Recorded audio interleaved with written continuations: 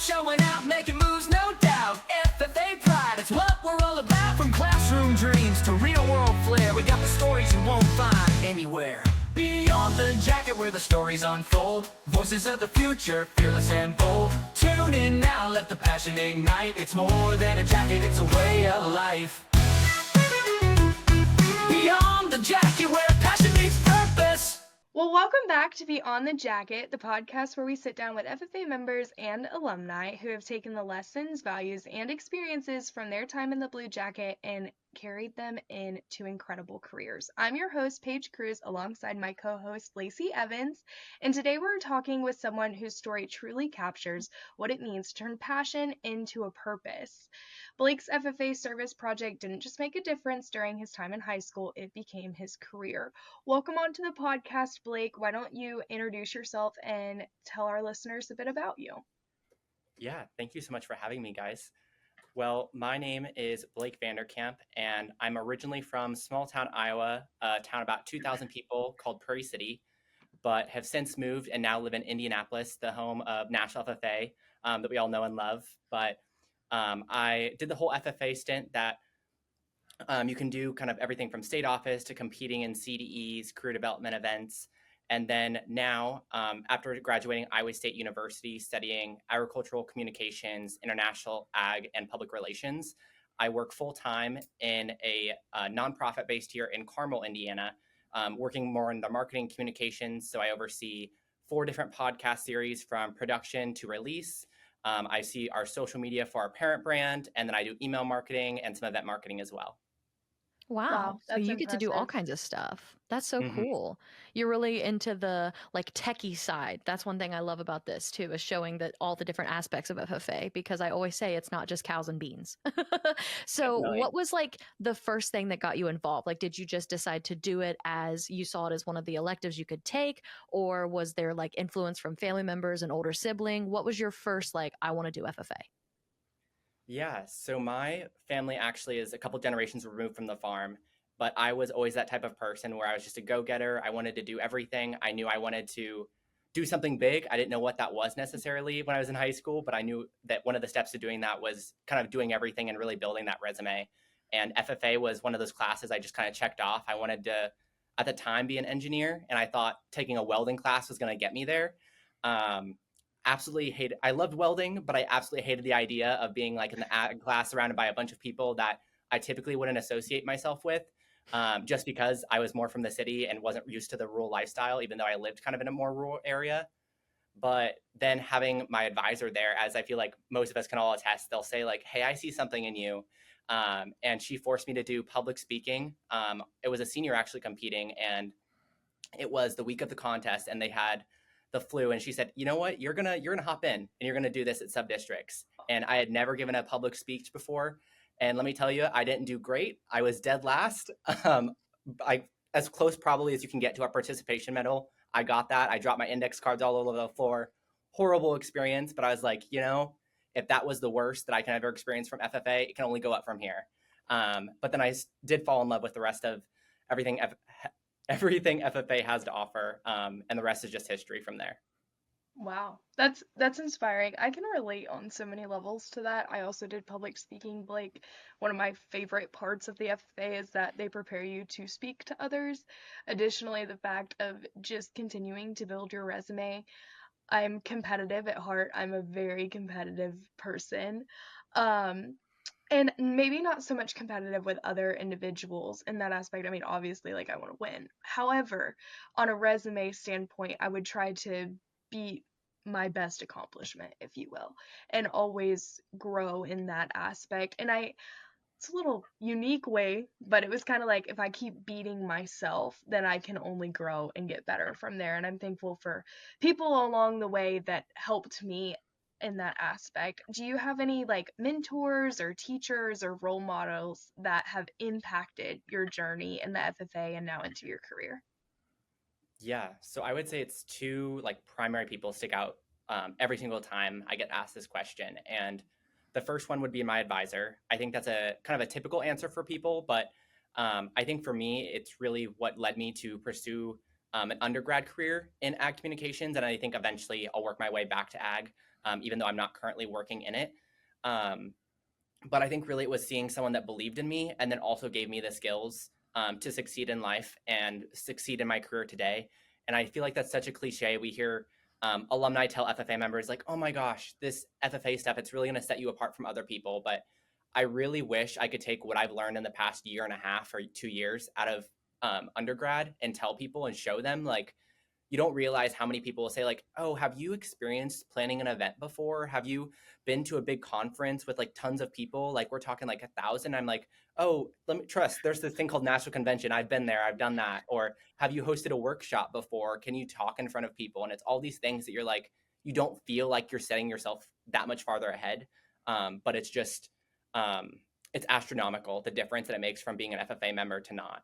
So I would say my advisor, I really credit to that. But that second person that I would really also give so much kudos to would be my WLC facilitator, which is the National FFA's program called Washington Leadership Conference.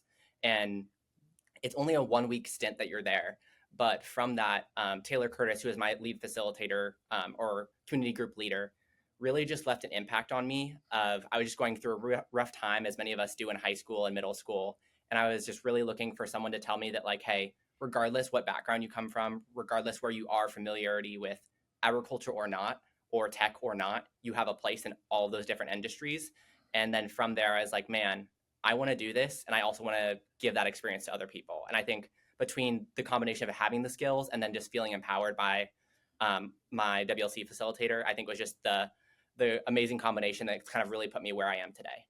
Yeah, that's something that I always say on this podcast specifically is you can always tell when people are from FFA. Like, especially like we talk to a lot of high schoolers that are currently in school, and it's always so funny because I think sometimes people like to call the generation that's coming up, lazy, or they're not able to communicate, they're stuck in their phones. But going and getting to communicate with FFA kids really is different because, like you said, there are so many different things that you do inside of the FFA that make you a well-rounded person. I attribute a lot of my success to FFA, and I always think it's funny because I'm sure your advisor, Paige, and you both have probably heard like, FFA and all these things on your resume is going to be really good because if they know FFA, they Yep. will know that there is going to be a difference about you. So I definitely think that it can it just shapes you. It's really something impactful. So we've heard a little bit of what got you into FFA, but what exactly was your SAE and like what inspired you to start that? So kind of goes in the same lines of kind of how I fell in love with FFA is you always think cows, sows, and plows. And don't get me wrong, I still think there's a extremely valuable part in FFA to that. And our agricultural roots are more traditional agricultural roots. Mm-hmm. But I think that there was also the part for me, which served of like seeing that connection. So our advisor was, I think it was her second or third year. She was just kind of getting her feet out from under her and was really wanting to build up this chapter. And she said, hey, I think this is something, actually, she talked to my mom at parent-teacher conferences and said, after the whole public speaking thing had happened, like, I really want you to get involved a little bit more, but I don't really know how to approach Blake. And found that chapter website, which is a contest we have in Iowa where you can develop this website for your chapter featuring like your officer team, like things you do, your program of activities, all the usual things you can do in FFA. But for me, it was like, oh, I can design a website and that also still counts as ag. And it's like developing my skills. And from there, it was just a contest, but then it became every year I was just updating it. I was learning how to use WordPress all the way back in like a freshman in high school, which was really crazy now looking back at it, really having no clue what I was doing. And then I competed in that for 3 years straight. And then I added some along the way. So I also had an ag ed CDE, or not CDE, SAE, where I went to different high schools around the state. So I think I went to 30 different schools in Iowa. And I wanted to just see like, what do ag teachers do in this school that's making it work? And I would take like observation notes because I was also on the ag education track or was planning to go to that way for Iowa State. And we had a teachers academy through our local community college. So I had that to kind of support me as well. And then the other couple random ones I had was my senior year. I decided that I had no like traditional ag experience. So I said, man, I'm going to make up for all that lost time. And went from like 1 week right before the state fair, I had no animals whatsoever other than like a dog and a cat, to I had 6 chickens, a duck, and a horse, which all judging by your faces and everyone else, I'm sure probably that will listen to this, they'll know, horrible mistake. don't jump to like just that and then go all the way in. But I learned so much from having a horse and chickens and ducks. But just don't recommend going that far in so quick, maybe. Oh, I Blake. I Lacey heard and I both showed, and like yes. we showed livestock, cattle, specifically. I could not imagine Showing horses. That's adding like the hardest one, in my a opinion. horse, chickens, and a duck like a week I feel before the like fair. I feel like you can do a pen of chickens relatively maybe easy. Duck, I'm not sure because I don't know enough about it.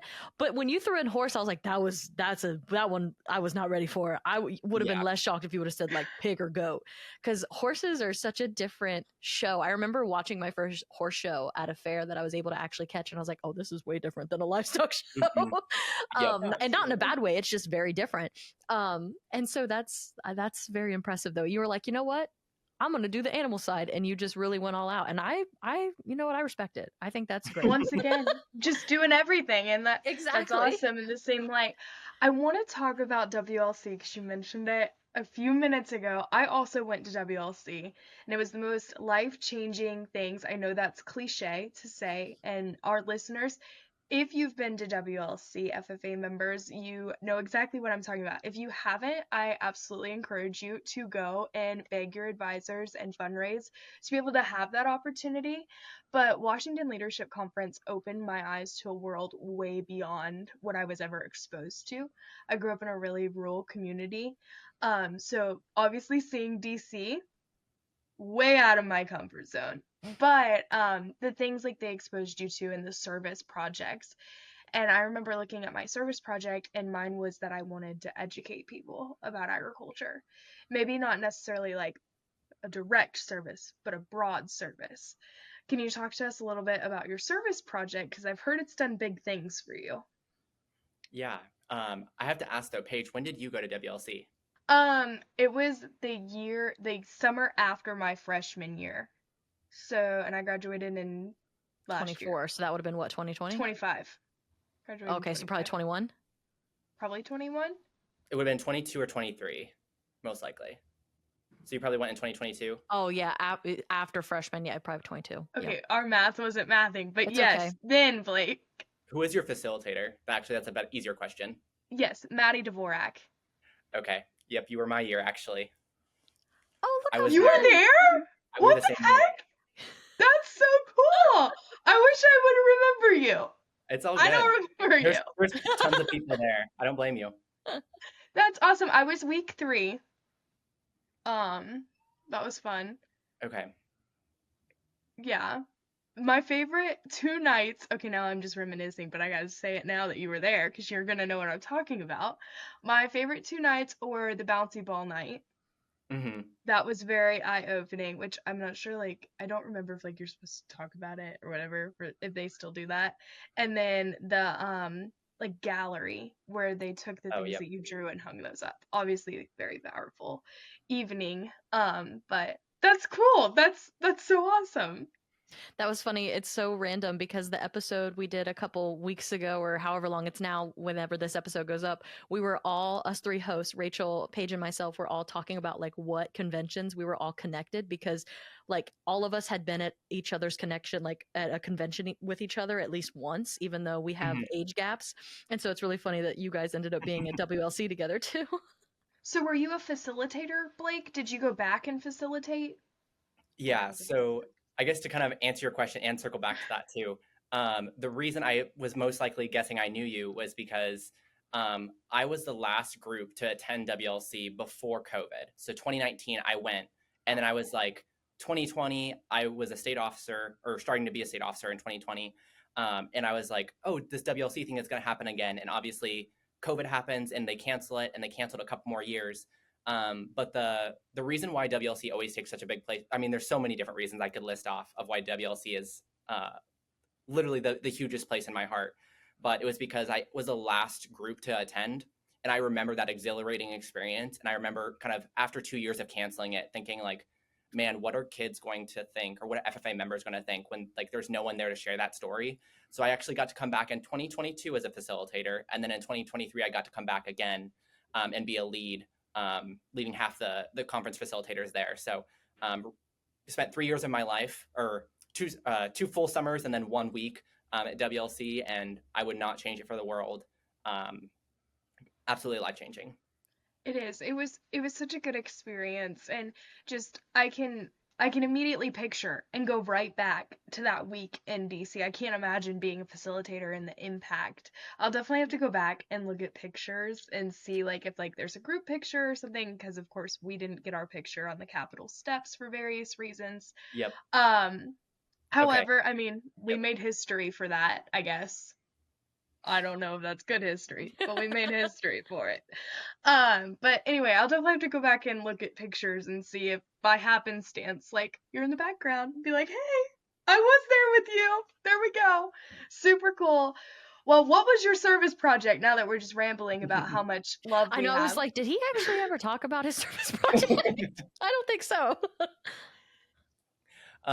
So yes, on the service side, like you, I really just valued education.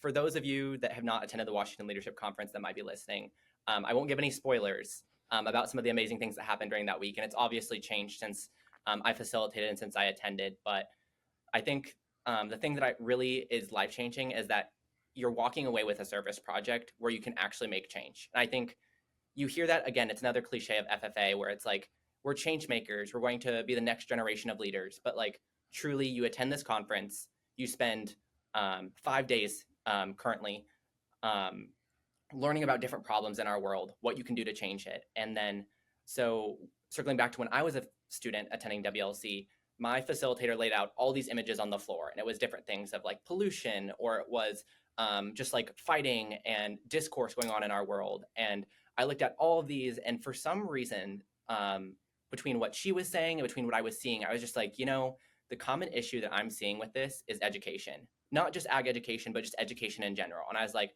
I don't know what to do about that. But I was also extremely passionate about sustainability, and still am to this day, and said, how can I combine these two things to make it like the best combo and still make an impact on my community?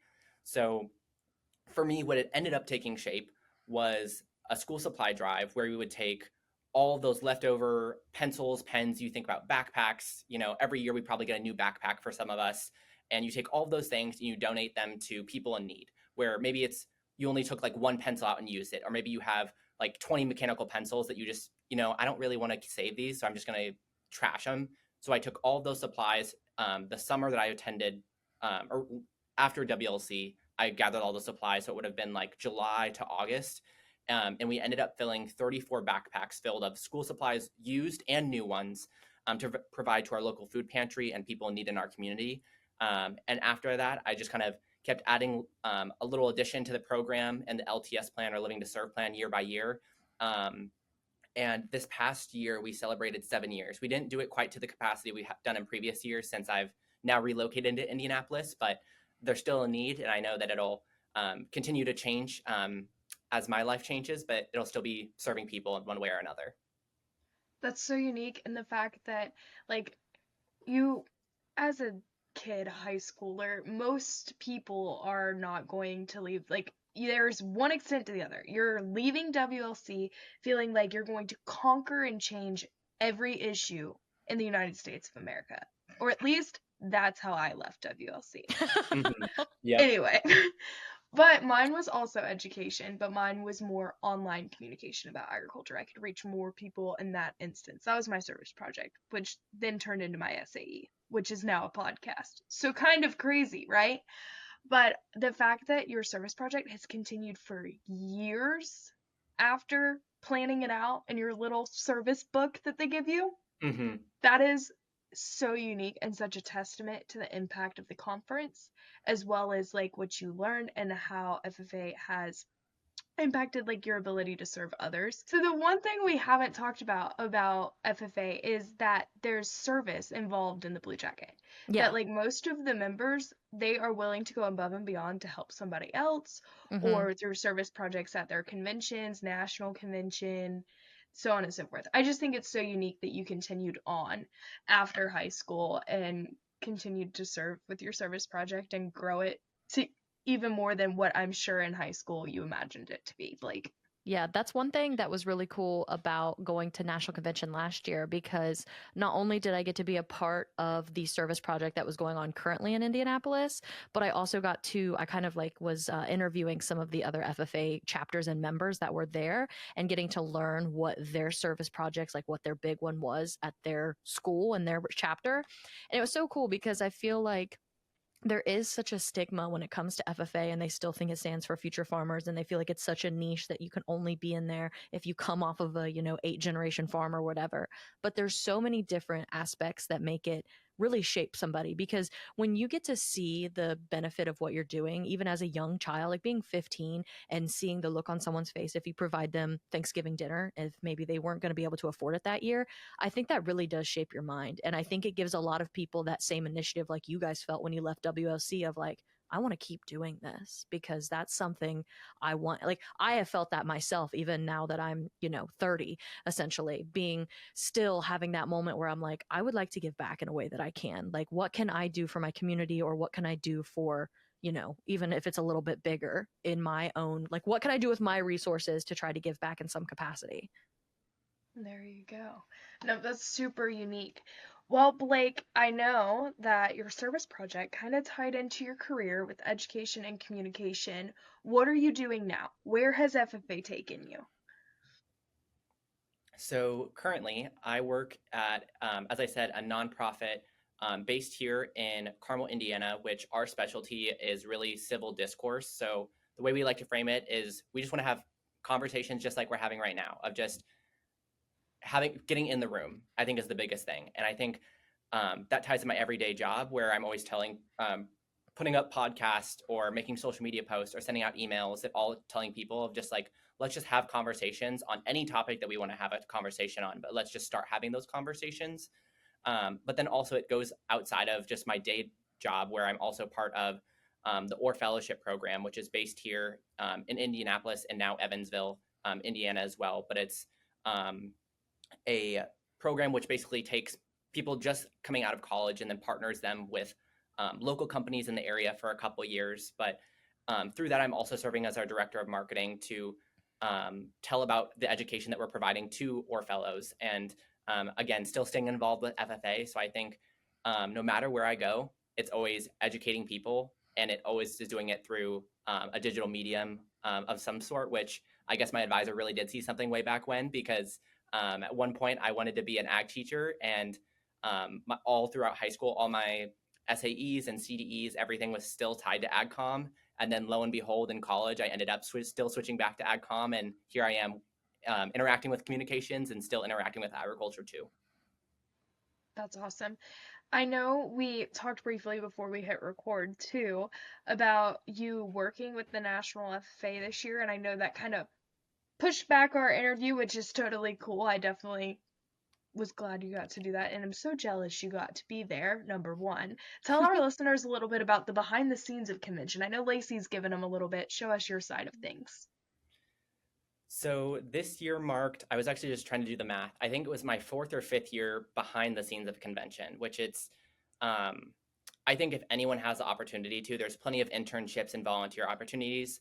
If you are still someone that's longing for FFA in your life and you are no longer someone who can wear the blue jacket, or if you're just coming to the end of your time as wearing the blue jacket, I cannot recommend enough just working behind the scenes. So my first 2 years volunteering, I was a workshop facilitator before I had done a lot of the other workshops and other things with National FFA. So they're putting on the student workshops that people get to do and interacting with, I think it was around a couple thousand to 3,000 students each time throughout the entire week, which is amazing.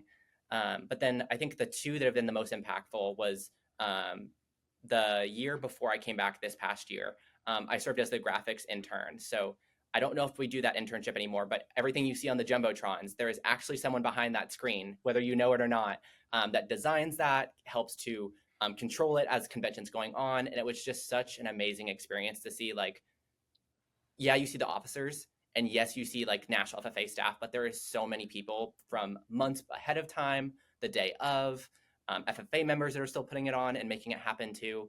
So it was just such a cool experience. And then finally coming to this year, I was originally going to be working with some National FFA influencers, but I actually ended up switching roles the week of, and I was helping more with National FFA social media. So there was a team of 5 of us. So anything you saw that was posted by National FFA or Shop FFA, that would have ran through our team. And it was an amazing group of individuals.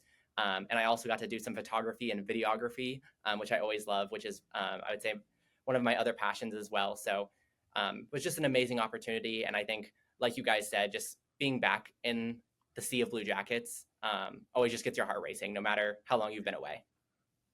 Absolutely. Our episode last week, I believe it was a host only show, Blake, for context, and the whole time, which we were covering, if you will, National FFA Convention, and truly we came to the conclusion that we all just missed it and was jonesing for a blue jacket in our life at that moment, and kind of just the feeling of home. Like, you might not know all 74,000 FFA members that are sitting there next to you, but they're your family. And I think that was so unique about National FFA Convention, and of course the behind the scenes situation. I remember walking behind stage a couple years ago when I competed for Extempt, and I remember walking behind there and being like, oh my gosh. And I'm sure you just saw my eyes get real big, but they were lots bigger that day too. Just looking at all the technology and all the people running around and knowing their part, and it's working like a well-oiled machine, and no one ever sees you, which I think is also unique in the fact of, like, thank you, because it wouldn't be possible without people like Lacey or you, Blake, that make that week possible. Do you have a favorite National FFA, or really FFA in general, memory? That's a tough one. That's There's so dumb. many. That's a real tough one. Here, why don't we try to make it easier? Do you have, let's make it more specific of, you have a National FFA favorite memory, but one, you can do 2. One from when you were in the Blue Jacket, like in high school, and then maybe one that when you came back and helped in those kind of ways, whether it was with the influencers like last year or interning prior.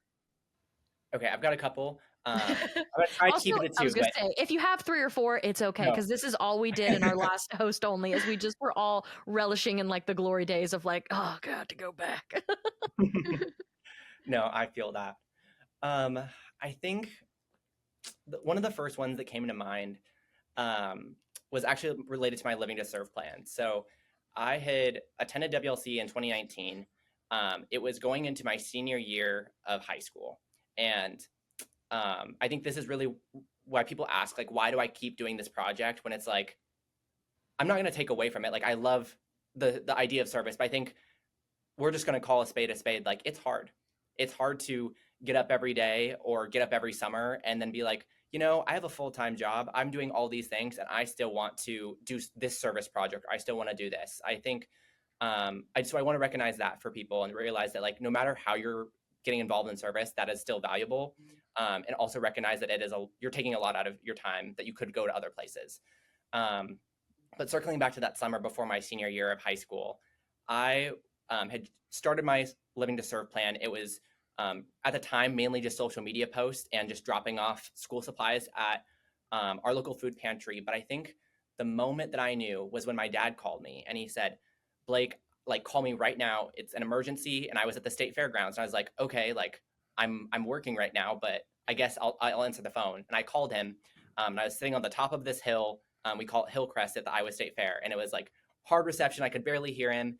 But the parts that made out was the important parts of the story, which was that all these school supplies we had at the end, we couldn't fit into backpacks. So it was originally just a backpack and we would just give it to the people. And it was either for like 8th through kindergarten or high school and up. And for this particular group, it was just everything we had left, we threw into a box and just said, hey, take it if you can. We're sorry, we can't offer you something. And I thought, like, no one would take it. Like, I thought it was just going to be like this thing that no one wanted. But my dad was in tears telling me this, and he was choking up. And he said, like, there was this family I just ran into, or the food pantry director just ran into, and they said that, like, oh, are the backpacks still available? And she told her, like, no, I'm sorry, they're all gone. Like, there's none left. And all 34 of them have gone away. And she started getting choked up and she was getting ready to leave. And then the food pantry director stops her and says, hey, wait, we have some school supplies. And there was, like, they were kind of scattered throughout the building. And then she had her daughter with her. and her daughter like must have just been like running around, just kind of doing her own thing, and she ran over to one of the bins with just these school folders, and she pulled out like a pink glittery one, like you can imagine it just when you see it on the shelves, and she said, "Mom, I can finally pick out my folder." And then when I heard that story, I was like, okay, like I mean, even getting teared up now, like it's still worth it. Like it's an inconvenience at times to be still engaging in something where it takes a lot of effort, but hearing that something like that can impact someone's life, like got me so emotional, got my dad emotional. And it's the reason why I still advocate for service, even if it transforms. Again, my life has changed and I don't know what this service project is going to look like 10 years from now, but I know that that's the reason why I still care about service. And I think FFA has cared about service for almost 100-year history. And so that was, I think, the most impactful story, and why the Living to Serve plan and WLC are so impactful to me. So I think that's the first story that comes to mind. Wow, I have chills. Like I I have know. goosebumps. It was like, That's okay, awesome. I was like, I gotta not be an emotional person here and just like hold it together because you don't realize it. Like I think a lot of times we can get like very ahead of ourselves and take things for granted, and then you just hear a little girl say like, "Oh my God, I finally get to pick out folders. Like I've never gotten to do this before," and it puts you in place and it humbles you of like, Mm-hmm. wow, like that's why I'm here to do this. Like this is exactly why I'm here to do exactly what I'm doing right now. Mm-hmm. Yes, that's it. 100%. It makes it worth it at the end of Yeah, the day. it really Absolutely. does. Absolutely. Before we wrap up, because I don't want to take too much more of your time, Blake, what's one piece of advice you would give to a current FFA student? So I had a feeling that you might say this. Um, He's prepared. a little bit, but I wouldn't credit this to like FFA or anyone. I just actually recently heard it at church. I think it's Okay. the best topic. So if there's anyone listening that's ever going to give a speech sometime in the near future, maybe it's a retiring address, I highly recommend you steal this bit. I would love to see someone use it. But it was at church. My pastor was holding a piece of grain, and she was relating it back to faith, which is a big part of my life. But I think regardless if you're religious or not, I think it's still applicable, especially if you love FFA and ag. But she was holding up this piece of grain. It was talking about how the fact of like, imagine we just have this one field, which is our life. And all we want to do is keep this one grain and keep it for ourselves, which that's great, but you still only have this one field at the end of the day. But the cool thing with ag and also the idea of grain and this concept of our life is that if you let it go through winter, where it inevitably will die, or you can say go through a hard time, whatever that might look like for you, when spring comes back around, all those seeds can go across wherever they want to go, and then they can rise back up, and there can be more. There can be dozens and dozens of acres from just that one kind of acre that you had to start off with. And I think that was such an impactful message for me when I heard that, of realizing that like things might get dark. I think for a lot of FFA members, like we always think of like, oh my gosh, I didn't win that CDE. I didn't get state office. I didn't get district office.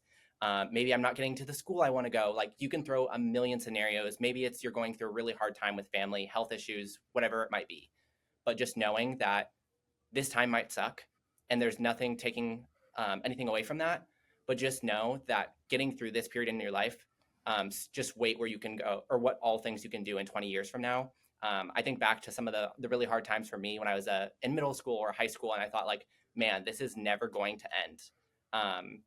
But then looking back, like where I am now and getting to help other FFA members, or going back and giving my time, I think that has been meant the most for me. So I think people just need to remember that, like, just like grain, like you'll go through a hard time, but then you can spread seeds, you can give impact, and it'll all get better in the end.